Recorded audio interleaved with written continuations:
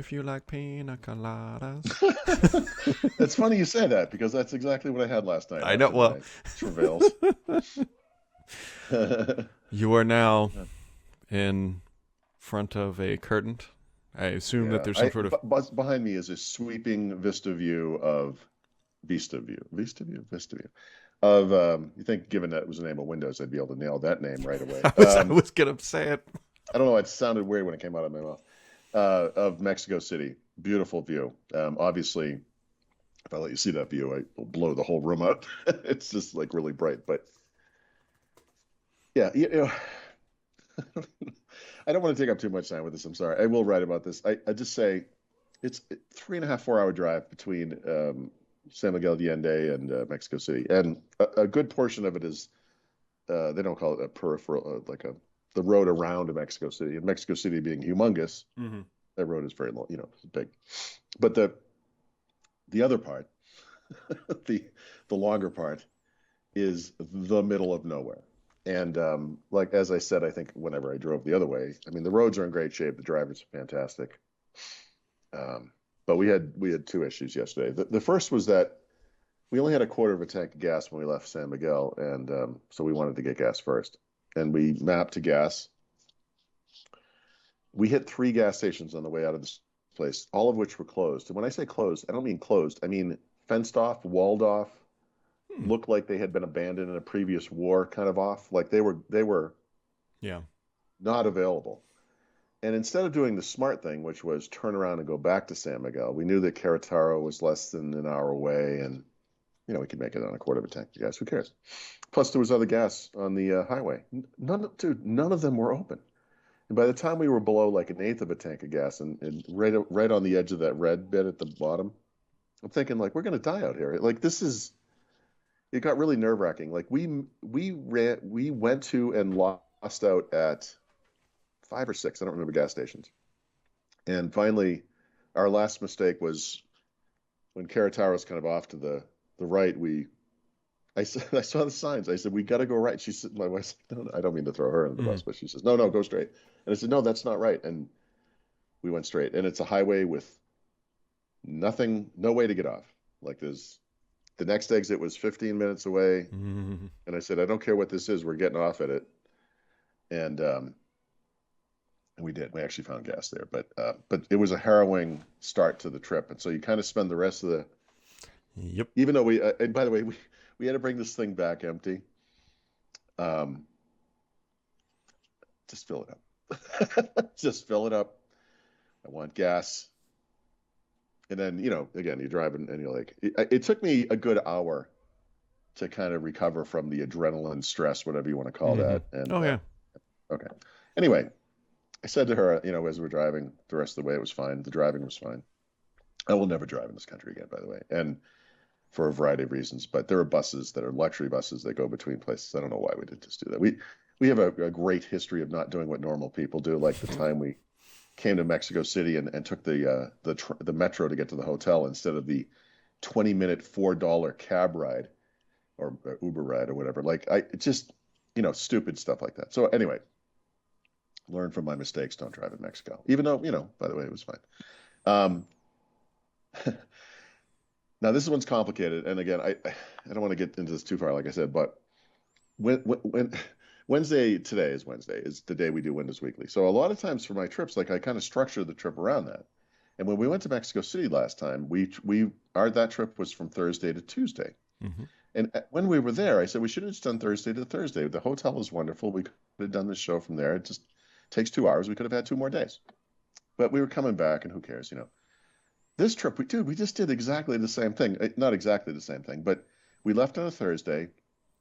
Our kids are arriving next Thursday, like tomorrow, the next Thursday, right, which is tomorrow. And our schedule is we're going to return to Mexico City on Wednesday, which doesn't make any sense. And so we looked at it and we said, well, if we leave really early from San Miguel, we can get here early enough in the day. But you know how hotels work, right? Mm-hmm. And Airbnbs are kind of the same thing. You can't check in until like 3 o'clock in the afternoon. Right. Well, Windows Weekly starts at 2, which in Mexico is 1. So this doesn't work. And so during the trip, we've kind of figured this out. This is so stupid. Like it's just So I contacted the Airbnb. They were booked the day before, so they're going to be cleaning it. And so I asked him if I could get in early, and he said yes, but he said you might not be able to get in your place, but I can give you a space. I told him I had a work call. So he said, yeah, well, I have a place you can do this. It'll be fine. But then as the days are going on, we're like, well, let's just, let's look at this. Maybe we can get a hotel that makes sense. So we use Hilton hotels for no reason whatsoever, but that's what we're using. Mm-hmm. And there's a Hampton Inn. It is 1 block away from the Airbnb in Mexico City. It is $50 a night. And so we booked 2 nights, right? Because you have to think about the check-in, check-out time. So in other words, we travel on Tuesday, check in on Tuesday, do the show on Wednesday. We have the Airbnb on Thursday. Sorry, not Wednesday. No, I'm sorry. We do have the Airbnb. Originally, we were coming back. Don't worry. I know it's so complicated. I'm sure the listeners are enthralled. Keep going. I know. I'm so sorry, but no. But it gets to the point is, we schedule poorly. We booked 2 nights at this Hampton Inn. We can walk with our bags less than a block to get to the. It's perfect. It's perfect. I can do the show from there. So we get to this place. It's exactly where it's supposed to be. It's actually kind of nice looking inside. It's old fashioned, but it has like a stained glass roof inside the building. And it's only 4 stories tall. Perfect. We get up to the room. It's 73 degrees in the room, so we crank the AC down and as low as it goes. And I literally unpack everything I need to unpack. I don't unpack every single item of clothing, but I unpack. I put my stuff in the bathroom. I break up my computer, all the stuff, all the clothes that need to be hung because they're like dress shirts. Turn on the computer. I do a speed test, and it is 4 point something over 4 point something megabits per second. So I called down to the front desk and I said, "Hey, this speed is unacceptable. Is there any way to get a higher speed internet? Do you have a business center, somebody, an Ethernet connection?" And they don't. They said, "Sorry, it's a really old building, and I guess they didn't have Wi-Fi in the 1800, Brad. I don't know." But, yeah, maybe. But then we're sitting there, and it's like, man, this room is really hot. I look over at the AC. It's 73 degrees. We've been in there for almost half an hour now. It's still 73 degrees. And I walk up to the little vent in the wall where the air's supposed to come out. And if you touch it, the metal is cool, but there's no blast of air coming. Call down again. I said, "Hey, the AC doesn't work." And he says, "Yeah, I'm really sorry. It's an old building." And I said, "Guys." So I went downstairs. I talked to them. A guy walked around with me. We looked at another room on the top floor, the 5th floor. Same thing. It's just, I said, "Okay, we can't stay here." So we booked the hotel, which we had stayed in before here, which is where we are now, by the way. $135 a night, which is why we didn't book it. And it's a completely different part of the city, but it's only 20 minutes away. What's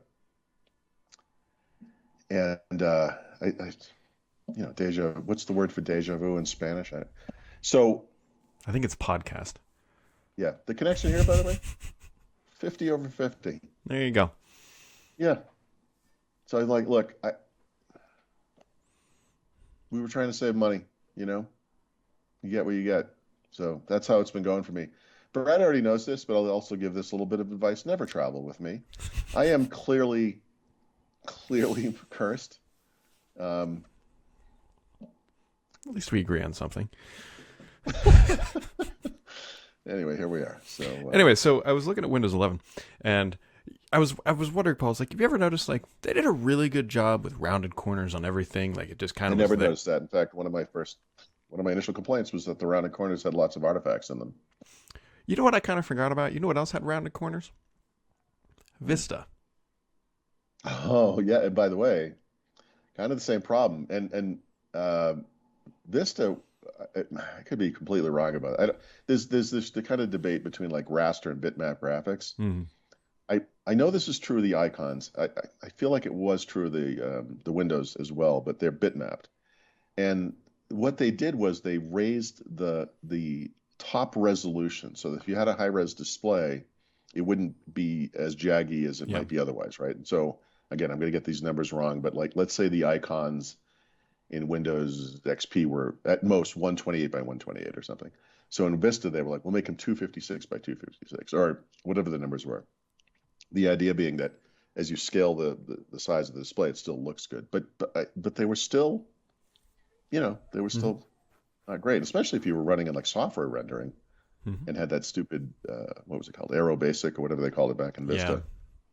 Vista. Didn't look good, and Yeah. you could see the little jaggies on But I'm the wondering curves. if when they were looking at rounded corners for Windows 11, like, we already did this. We can just. Well, I mean, technology has improved. Oh, good. Jeez. Yeah. Sorry, it just froze for me. I'm No, you're fine. spending lots of money now on a higher speed connection. It is first thing in the morning. Who knows? The whole hotel is coming up. I don't know. But anyway, yeah, it was one of the first things I noticed. In fact, I couldn't tell you what article it was, but one of the first 3 or 4 articles I wrote, I mentioned this because you can see little. It's weird. It's not just jaggy. There's like little white artifacts Hmm. in some of the windows.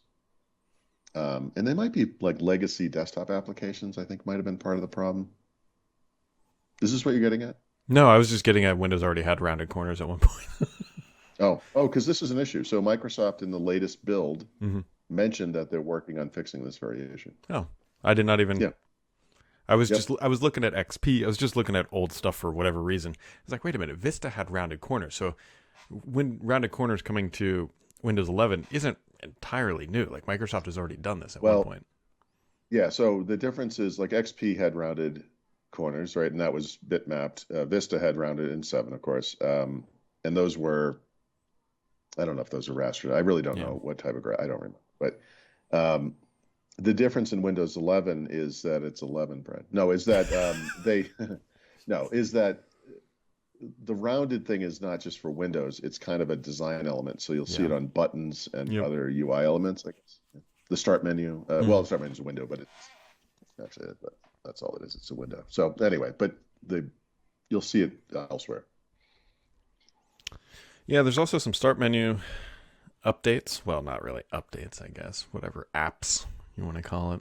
That I know Paul's going to be writing about here in this morning from the Mexico. From the Star Docs of the world. Yes. Start Yeah, 11. this is. I mean, it's inconceivable that some big percentage of the population, our community, saw Windows 11 and didn't think, "Oh my God, I hope Start 11's happening soon." Mhm.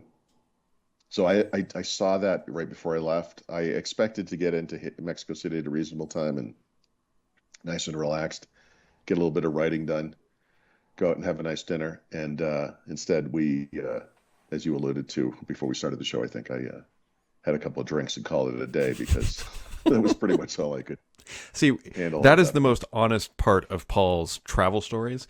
If he ever says, Yeah. I had a few drinks and didn't get it, that is the most honest statement Paul will ever say while traveling because surprisingly, Well, it typically happens.